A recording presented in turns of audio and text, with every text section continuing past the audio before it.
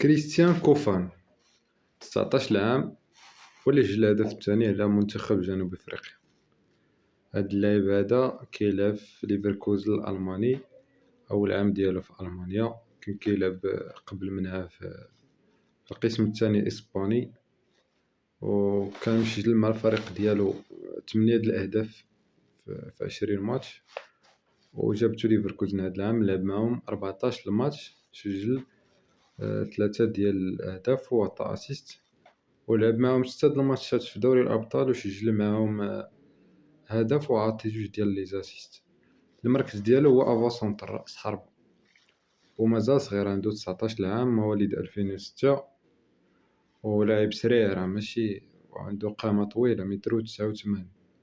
يعني اتونسيون بالنسبة للدفاع، سايسو ماسينا راه والو، راه عندنا الدفاع ميت. هادشي اللي كاين.